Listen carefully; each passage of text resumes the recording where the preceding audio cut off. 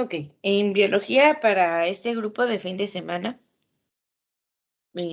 pues estamos trabajando el sistema reproductor femenino, ¿verdad? Acabamos de terminar el sistema de conductos que abarca desde las trompas de falopio, el útero y por supuesto la vagina, que es el canal de parto. Entonces ahora pues vamos a hablar de los genitales externos, que son los que están fuera del cuerpo femenino y que pues como vimos también en el sistema reproductor masculino, pues hay órganos internos y genitales externos. Más que todo se le va a llamar genitales a los órganos reproductores externos. Entonces, en el caso de la mujer, son todas las estructuras reproductoras femeninas localizadas en el exterior de la vagina.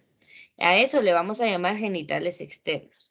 Entonces, prácticamente todo lo que está delimitado dentro de la imagen que están viendo a la derecha. Entonces, los genitales externos también son llamados colectivamente, o sea, todos, como vulva. Entonces, a esto que está delimitado en esta figura se le llama vulva. Constan de el monte de Venus o pubis, que es esta región donde hay vello púbico, los labios, los mayores y menores, que son pliegues de piel que prácticamente su función es proteger la entrada a la vagina. Y también el clítoris, los orificios uretral y vaginal y el orificio de la glándula vestibular mayor. Ok, o sea que todo esto, a todo este conjunto de órganos que estamos viendo acá, para no irlos nombrando uno a uno, simplemente podemos llamarle vulva. Esta es la palabra que engloba todas las demás.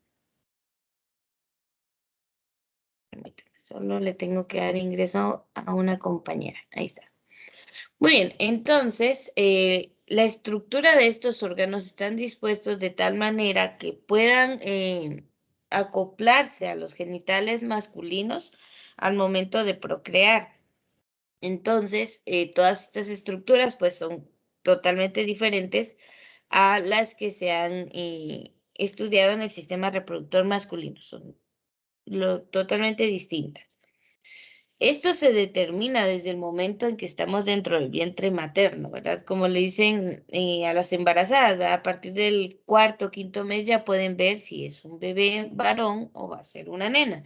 Entonces, esto es porque estos órganos se desarrollan durante el segundo trimestre, o bueno, se desarrollan y ya se pueden visualizar más o menos llegando al segundo trimestre del embarazo.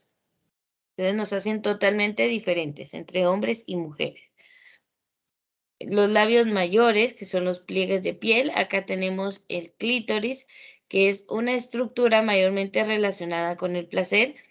Está el vestíbulo, el orificio uretral. Aquí es donde quiero que analicemos cómo es que el orificio uretral es una estructura totalmente diferente al orificio vaginal. Es decir, que en la mujer el sistema excretor o sistema urinario, si lo conocen así, no tiene nada que ver con el sistema reproductor. Son dos estructuras totalmente diferentes. Entonces, no es el mismo trayecto por el que sale un bebé a por el que es expulsada la orina. En la mujer sí está muy diferenciado.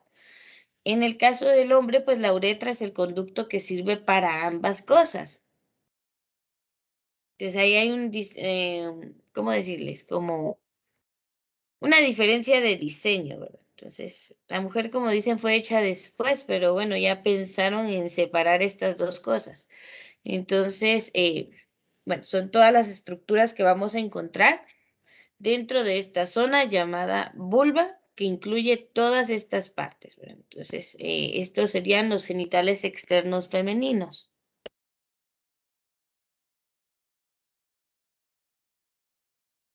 Ignoren eso. Nos vamos acá.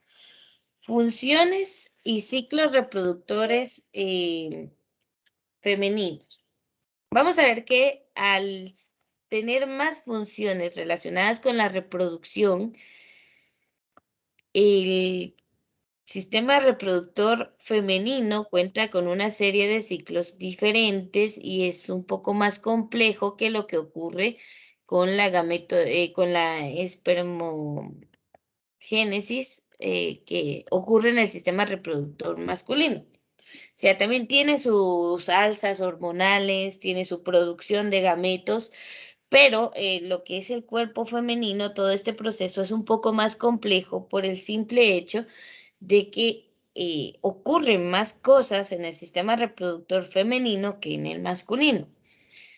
Miren, se da la ovulación, si no hay fecundación o embarazo, pues se da la menstruación y todos estos procesos. Y aparte, cuando sí hay embarazo, se empieza otro proceso hormonal.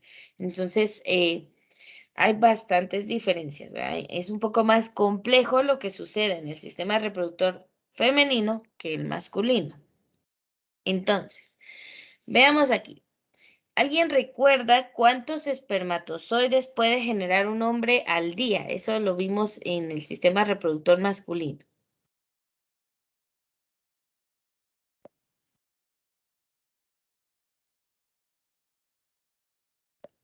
Pero no sé si alguien recuerda el dato. ¿Cuántos espermatozoides se generan en los testículos diariamente?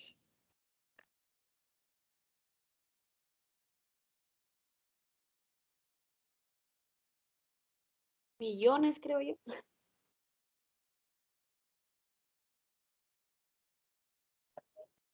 Exactamente, se generan millones cada día. En cambio, vamos a hablar aquí de la mujer, pues tradicionalmente se ha supuesto que la provisión total de óvulos que una mujer puede liberar a lo largo de su vida ya está determinada en el momento de nacer. Es decir, las mujeres ya venimos como con una producción limitada de óvulos. Por eso es que la vida reproductora de la mujer termina antes que la del hombre. La andropausia dura, bueno, algunos hombres hasta los 60 todavía generan espermatozoides. En el caso de la mujer está entre los 45 y los 50. Entonces, ya tenemos limitada esa cantidad desde que nacemos como mujeres. Ya, lo único es que la producción o maduración de óvulos no empieza sino hasta la adolescencia. Pero antes de ello, desde que nacemos, es decir, usted sostiene un bebé en sus brazos y ese bebé es mujer, ya tiene los óvulos allí guardados para el momento en el que vayan a madurar y empiecen a ser expulsados de los ovarios. O sea, ya tenemos un límite desde que nacemos. Además, la capacidad reproductora de la mujer, es decir, su capacidad para liberar óvulos, suele comenzar en la pubertad o adolescencia, es decir, cuando llegamos y se da la primera menstruación que se llama menarquía, y termina esa vida cuando ronda los 50 años o antes, cuando llega la temida menopausia. Entonces, realmente la mujer puede producir uno, si mucho dos óvulos cada mes, que lo normal es uno, ¿verdad? Y pues trae una cantidad limitada. En cambio, los hombres pues son millones de espermatozoides diariamente, ¿verdad? Es una gran diferencia. Lo que sucede es que solo se necesita un óvulo para el embarazo, pero esa gran cantidad de espermatozoides es pues porque los pobres se mueren en todo el camino hasta llegar a ese óvulo. Entonces, al menos de millones, uno logra llegar. Entonces, es por ello, ¿verdad? Entonces, hay una gran diferencia en ese sentido, la producción de gametos. El periodo durante el que la capacidad reproductora femenina va disminuyendo de forma gradual, no es que de un día para otro ya menopausia y se terminó, no, sino que va en los últimos tantos, las últimas veces que ovula, ya va siendo más irregular hasta que finalmente se termina, ya no hay menstruación, ya no hay ovulación y se da lo que conocemos como menopausia. O sea, es un cambio gradual en el cuerpo de la mujer. No es de la noche a la mañana que un mes todo normal y el siguiente mes ya nada. No, sino que es gradual. En estas últimas veces que la mujer genera óvulos, Hay quienes se confían y piensan que ya están en la menopausia y que es imposible quedar embarazadas. Pero se descuidan y con uno de esos últimos óvulos que está liberando puede quedar embarazada. Hay mujeres de 45, 46, 48 años que por un descuido, creyendo que ya están en la menopausia, pues quedan embarazadas todavía. Entonces, en esa última, esas últimas años antes de entrar verdaderamente en la menopausia, pues siempre se tienen que seguir teniendo los mismos controles prenatales o anticonceptivos, ¿verdad? Para pues evitar accidentes a una edad en la que tal vez ya no desean tener un hijo. Bueno, entonces pasemos al primer ciclo femenino, que va a ser el ciclo ovárico. El ciclo ovárico es la parte de la ovulación, ¿sí? Cuando se va a expulsar un óvulo del ovario. ¿Se recuerdan que ya vimos ese proceso a grandes rasgos? Cómo se forma un vesículo, tenemos un folículo primario, va madurando hasta ser un folículo vesicular y finalmente cuando expulsa el óvulo se queda como un cuerpo lúteo, que finalmente se va a degradar. Eso lo vimos en la imagen del ovario, donde estaban todas esas fases. Entonces vamos a entender cómo es que ocurre esto. Cualquier duda que vaya surgiendo, activa el micrófono y la dicen. No se vayan a quedar con las dudas ahí en el momento, ¿no? Aclarémoslo todo un paso a la vez. Entonces, miren, el ciclo ovárico, pues obviamente comienza en la pubertad, cuando inicia todo esto de los procesos hormonales. Entonces, es gracias a la glándula pituitaria anterior. Miren, aquí quiero hacer una pequeñita aclaración. Esta glándula pituitaria actualmente ya casi no se usa ese nombre, se utiliza más el nombre de hipófisis, ¿sí? Entonces, glándula pituitaria o glándula hipófisis es exactamente lo mismo. Y aquí vamos a ver el nombre de otras hormonas que ya habíamos trabajado en el sistema reproductor masculino. Es que no son solo de un género, sino que estas hormonas las vamos a encontrar en hombres y mujeres. Y es normal porque sirven para lo mismo, solo que su órgano blanco, o sea, el órgano al que van a llegar es diferente. En los hombres llegan a los testículos y en las mujeres llegan a los ovarios. Eso es lo que hay que aclarar. Entonces, miren, aquí todo inicia en la adolescencia. Y la glándula pituitaria o glándula hipófisis empieza a liberar la hormona folículo estimulante. ¿Se recuerdan de esta hormona? La mencionamos también en el sistema reproductor masculino. Entonces, esta hormona, la FSH, le empieza a ser liberada por la glándula hipófisis. Entonces, esta viaja hasta los ovarios y allí estimula un grupito de folículos primarios para que crezcan. O sea, estos están dormidos, ya están desde que nacemos. Tenemos ahí nuestros folículos primarios, pero están dormidos, no han sido activados.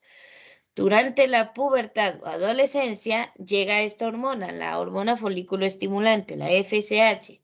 La glándula hipófisis que está en el cerebro, pues dice, bueno, es hora de despertar ahí abajo ese cuerpo, esos órganos y envía su hormona, la folículo estimulante. Esta llega a los ovarios y empieza a estimular y a despertar a los folículos primarios para que empiecen a crecer y maduren uno cada mes. Entonces inicia la menstruación y la vida reproductiva de la mujer. Entonces cada mes va a madurar y crecer un folículo primario, con lo que la ovulación empieza a tener lugar mensualmente, ¿verdad? Por algo viene el dicho, ¿verdad? De que es Andrés el que viene cada mes, ¿verdad? Bueno, no está tan alejado de la realidad del dicho, ¿verdad? Porque realmente es mensualmente.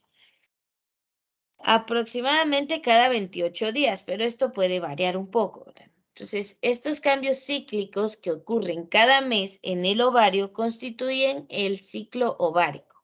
O sea, el ciclo ovárico va a ser todo el proceso que se da dentro del ovario hasta la expulsión del óvulo. O sea, no es el ciclo de los 28 días, porque la ovulación no dura 28 días, sino que los días en que tarda en madurar un folículo primario hasta que se expulse un óvulo, ese es el ciclo ovárico. Entonces tarda menos días, ¿sí? Entonces aquí no estamos viendo el ciclo en general, sino solo lo que ocurre dentro del ovario. A eso le llamamos ciclo ovárico. Muy bien, no sé si hay alguna duda o pregunta hasta este momento.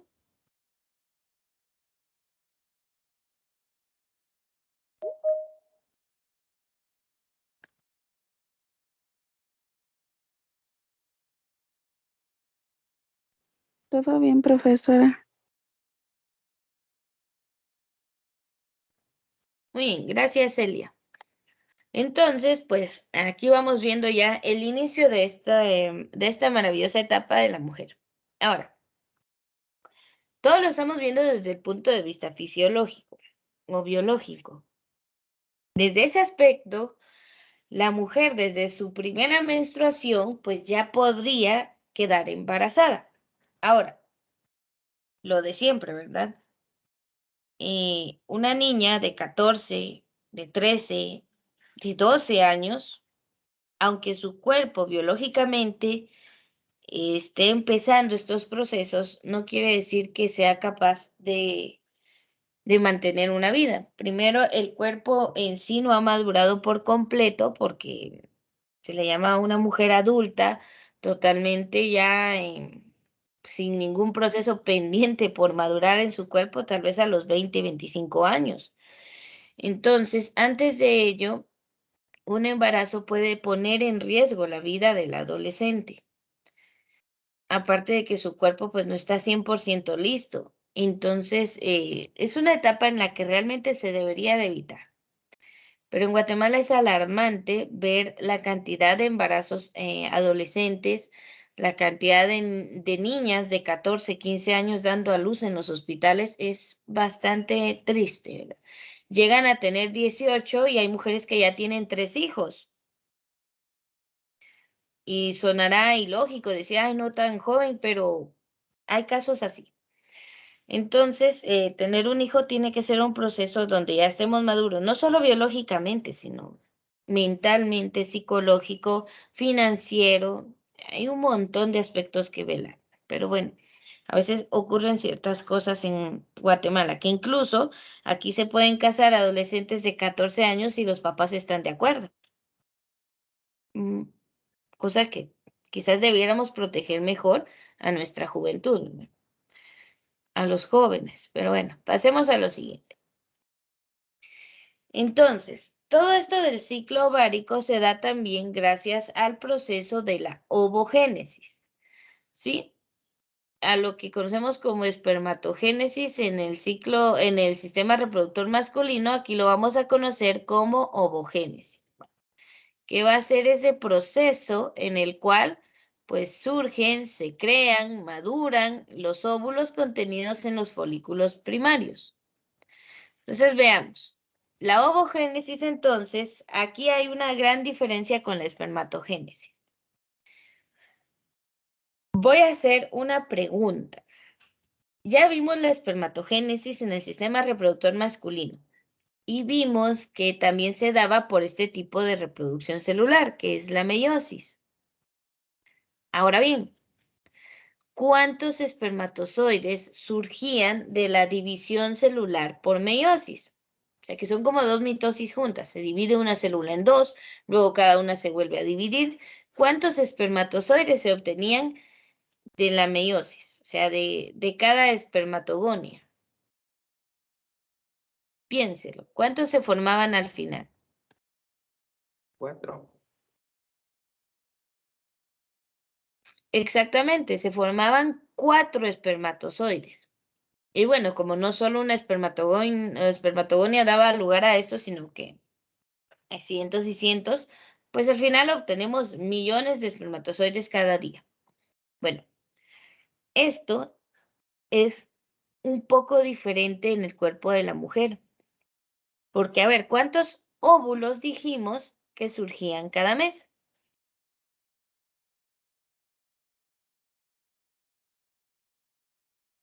2 a 1. Exactamente, más que todo uno. Pero si se reproduce por meiosis, ¿por qué no son 4 óvulos?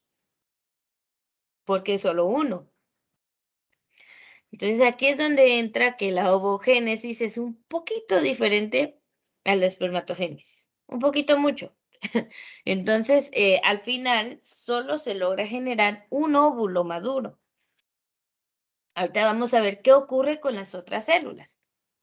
Entonces, incluso esto es diferente en el cuerpo de la mujer, porque imagínese que en lugar de uno maduraran 4 óvulos, usted podría tener hasta cuatrillizos en cada embarazo. Complicado. Entonces, veamos. Aquí tenemos la meiosis también, que es el mismo tipo de división celular que tiene lugar en los testículos para producir espermatozoides. Es el mismo tipo. Esto también ocurre en los ovarios. O sea, por este tipo de división es que se aparecen los óvulos y los espermatozoides por meiosis. Esta división celular solo se da en gametos, o sea, espermatozoides y óvulos. En el resto de células del cuerpo humano se reproducen por mitosis, donde van a surgir 2 células exactamente iguales a la progenitora, son diploides con 46 cromosomas y pues funcionales, porque necesitamos eso en el cuerpo. Pero las células reproductoras tienen que ser gametos, es decir, tener solo la mitad de información para que cuando se una con el otro gameto, pues completen. Entonces la meiosis solo se da en las células reproductoras.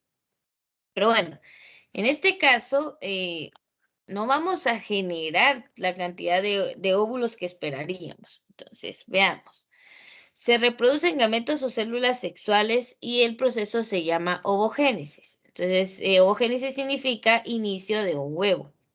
¿Por qué? Porque al óvulo también le dicen huevo, igual cuando ya es fecundado es el cigoto o huevo fecundado, ¿verdad? Le podemos decir así, pero utilicemos el nombre correcto, que es óvulo, y cigoto cuando ya se unió al espermatozoide.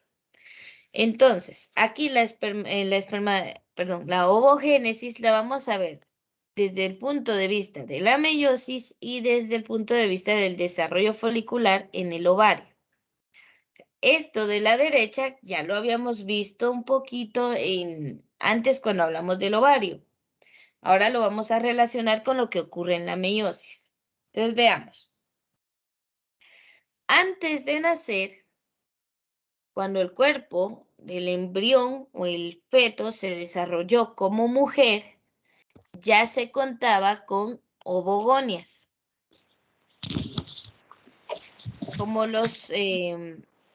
a pesar de que no sean funcionales, pues los ovarios ya existen desde que vamos a nacer como mujeres, ya están allí en el cuerpo, ¿verdad? Imagínense el tamaño que pueden tener dentro de un bebé, son diminutos, pero ya están allí. Dentro de esos pequeños ovarios, pues ya están las ovogonias, que son las células precursoras. Pues bueno, ahí están dormidas porque no están funcionando sino hasta que lleguemos a la edad adulta, bueno, a la adolescencia. Por mitosis, esas ovogonias dan origen a 2 ovocitos primarios. Estos ovocitos primarios son los que van a estar guardados acá, en el folículo primario, que no está maduro. Es decir, que antes de nacer esto ocurre. Tenemos ovogonias, que son células precursoras, se dividen por mitosis, formando 2 ovocitos primarios, y cada ovocito primario se va a guardar en un folículo primario. Pues que no va a pasar nada con él porque está dormido, porque ya cuando nacemos, pues ahí siguen estando los ovocitos primarios en folículos primarios, pero no hay nada que los active. Entonces, ese ovocito primario se queda detenido en la profase 1 presente en el nacimiento. O sea, esto es antes de nacer. Cuando nace la niña, el ovocito primario, que está dentro del folículo primario, que ya está bien formado, o sea, si mucho hay un poco de crecimiento, ¿ve? Crecimiento. O sea, crecieron tanto el ovocito primario como el folículo primario. Crecen y bueno, ahí nace la bebé. Durante todo ese proceso en el que es una bebé, es una niña, pues no ocurre ningún cambio con los folículos primarios ni con los ovocitos primarios. Ahí se mantienen, pues porque no hay quien los active. No se ha generado la FSH. ¿Qué era esto? A ver si ustedes lo recuerdan. ¿Cómo se llama esta hormona?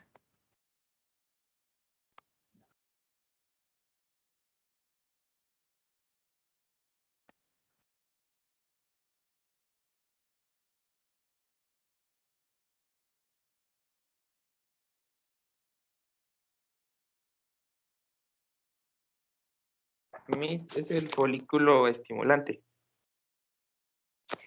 Excelente. Repasen esos nombres porque son importantes y los voy a preguntar. Casi que 100% segura.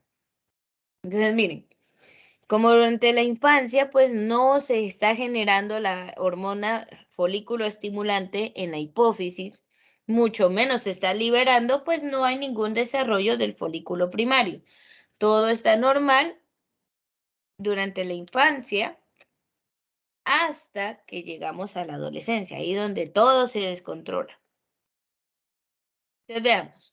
Durante la infancia, el ovario está inactivo. Es un órgano que no nos sirve para nada cuando somos niñas, ¿verdad? Porque no hay ninguna activación, no está generando nada. Ahí está uno feliz de la vida, viviendo sin menstruación, alegre hasta que, bueno, todo llega a su fin, ¿verdad? Tenemos la pubertad. Durante la pubertad, pues la hipófisis dice ya es tiempo, ya es hora, vamos y genera la folículo estimulante, esa hormona que viaja hasta los ovarios y activa este proceso, que se va a dar cada mes desde la pubertad hasta la menopausia, o sea, por ahí a los 50 años.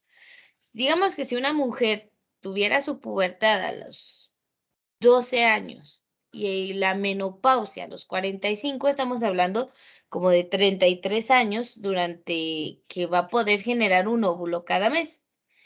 O sea, realmente la cantidad que tenemos de ovocitos y folículos listos para esto no es tan grande como la cantidad de espermatozoides que pueden generar.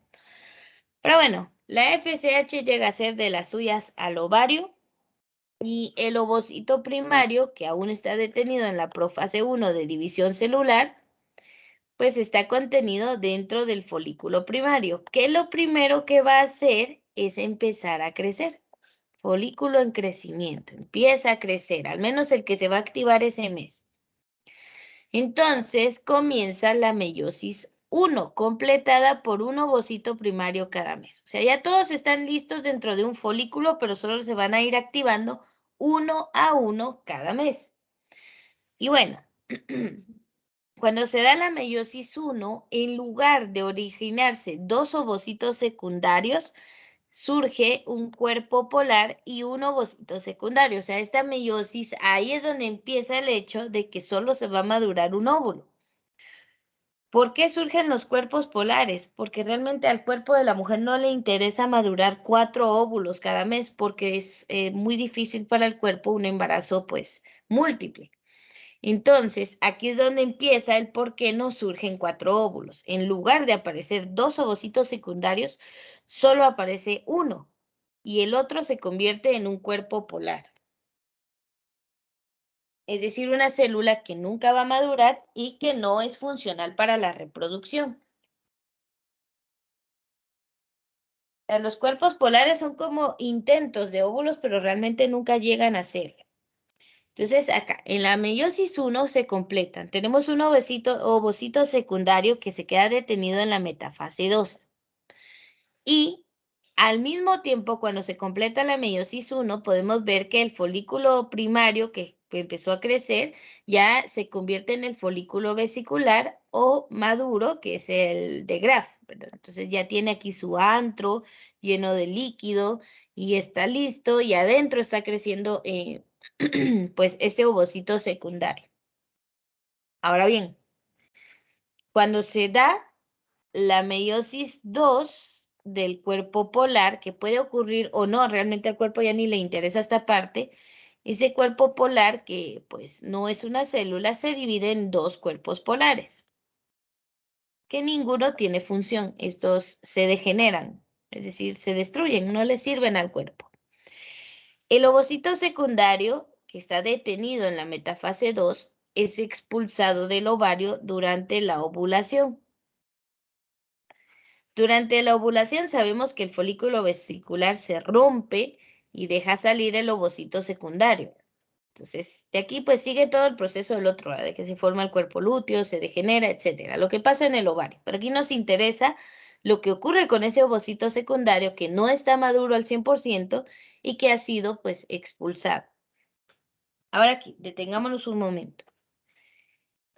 Ese ovocito secundario nunca llega a ser un óvulo si no hay fecundación.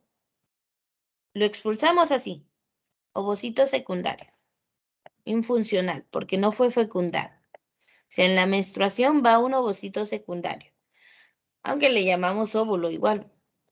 Ahora, si al salir del ovario iba por las trompas de falopio y por ahí llega el espermatozoide a hacer su trabajo, ese óvulo, ese ovocito secundario que se había quedado detenido en la metafase 2, se activa y completa la meiosis 2, ¿sí? Completa la meiosis 2 solo si tiene lugar la penetración del espermatozoide. Si no, no se termina de madurar ese ovocito secundario. Entonces, podríamos decir a grandes rasgos que se complementan estas dos células. ¿Sí? Si no se da la penetración del espermatozoide en el ovocito secundario, este no madura para ser un óvulo. Obviamente en ese momento un óvulo fecundado, cuando ya se mezclan los núcleos, pues se va a convertir en un cigoto. Pues aquí a dar lugar al cigoto. Bueno, miren, con el mouse me sale una letra horrible, entonces mejor si lo anotan ustedes ahí con su letra normal y toda bonita. Ahí está, cigoto. Entonces, si vemos esto, durante esa meiosis 2 surge otro cuerpo polar. Y entonces tenemos tres cuerpos polares que no le sirven para la reproducción y un óvulo fecundado que va a dar lugar al cigoto. Ahora bien, a veces en este proceso, aquí es donde se dan embarazos gemelares o hasta más. Digamos que en este momento la fecundación se da y en lugar de solo un óvulo surgen dos, pues ahí están los gemelos diferentes, ¿verdad? O gemelos. Ahora, este óvulo fecundado también puede dar origen a dos cigotos diferentes y ahí están los gemelos idénticos. Entonces, muchas cosas pueden ocurrir en este proceso de división celular y es por eso que lo normal es que solo sea un bebé por embarazo, pero puede dar lugar a gemelos, a trillizos, a cuatrillizos. Incluso hay una mujer que tuvo 8 hijos. Entonces, los embarazos múltiples se dan porque puede ser por un proceso celular como este o que la mujer ese mes expulsó 2 ovocitos secundarios. Y pues bueno, cada uno por separado hizo su trabajo. Entonces pueden ocurrir muchas cosas, pero así se completa la ovogénesis en el cuerpo femenino. Como les digo, es bastante diferente a los procesos que se dan en el cuerpo masculino. Aquí solamente hay un óvulo y 3 cuerpos polares, resultantes de la meiosis. Pregunto, ¿se entiende o hay alguna duda?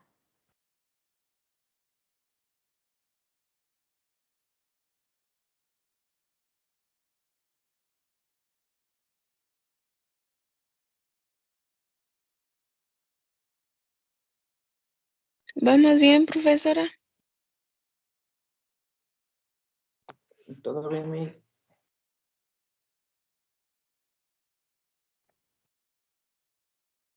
Muy bien.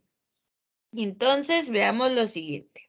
Creo que ya aquí vamos a ir terminando la clase. Esta imagen que están viendo es el momento exacto en el que un ovocito es expulsado del cuerpo, bueno, del cuerpo del ovario. Como sabemos, se rompe el folículo vesicular y el ovocito secundario es expulsado. Los cuerpos polares pues se degradan al instante de que ocurre esto porque no tienen función y ese ovocito pues va a pasar por una división más para dar origen al óvulo y un cuerpo polar más que también se va a degradar. Entonces aquí es el proceso de ovulación, ¿verdad?